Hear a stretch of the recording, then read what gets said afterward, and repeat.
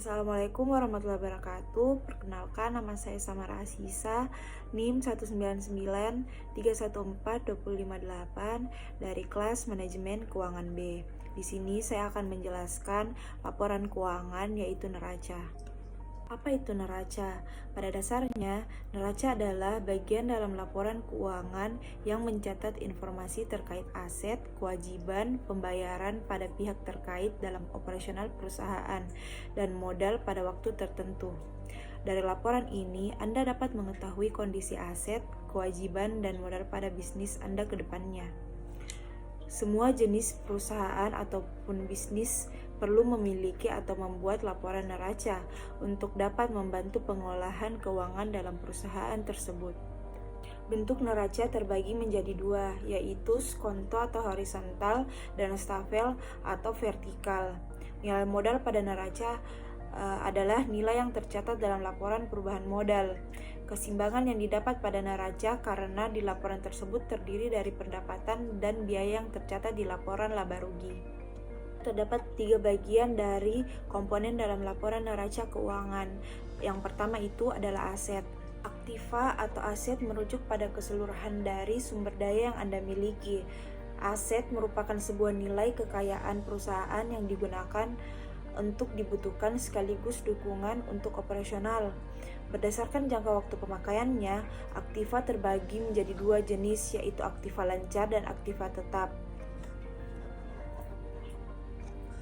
Pertama itu aset lancar. Aktiva lancar adalah aset yang memiliki umur kegunaan jangka pendek, dapat dikonversi menjadi kas dalam jangka waktu maksimal 2 tahun. Adapun komponen yang termasuk di dalamnya seperti kas dan setara kas, piutang usaha, persediaan, dan utang dibayar di muka. Lalu yang kedua adalah aset tetap. Aset tetap adalah aset yang masa manfaatnya lebih dari 1 tahun. Ini juga berada di dalam laporan keuangan neraca.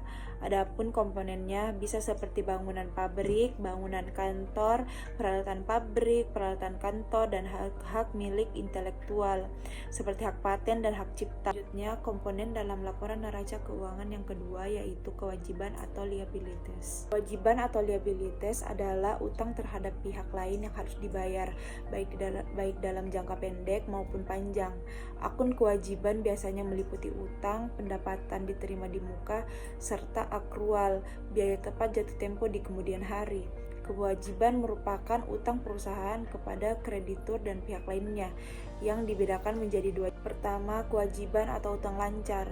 Kewajiban atau utang lancar adalah kewajiban yang jatuh tempo dalam waktu 1 tahun.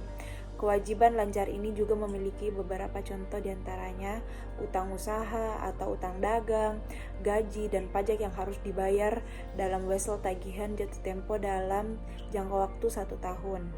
Lalu yang kedua, kewajiban atau utang jangka panjang. Sedangkan utang jangka panjang ini merupakan kewajiban yang jatuh temponya lebih dari 1 tahun.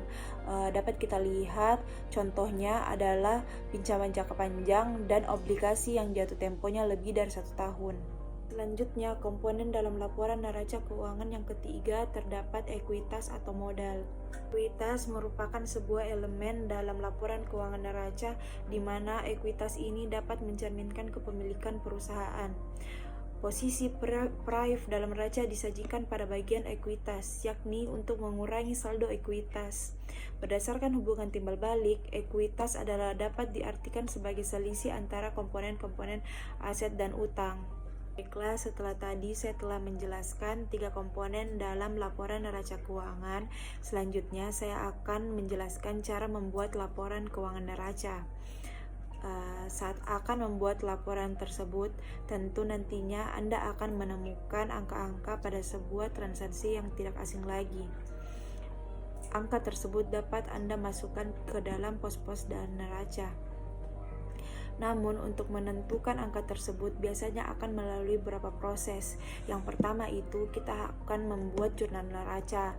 Lalu yang kedua memposting laporan laba rugi. Selanjutnya menyusun laporan laba rugi. Setelah itu kita dapat menyusun laporan perubahan modal. Baiklah, sekian dari penjelasan materi saya, yaitu laporan neraca keuangan. Kurang dan lebihnya mohon dimaafkan. Terima kasih. Wassalamualaikum warahmatullahi wabarakatuh.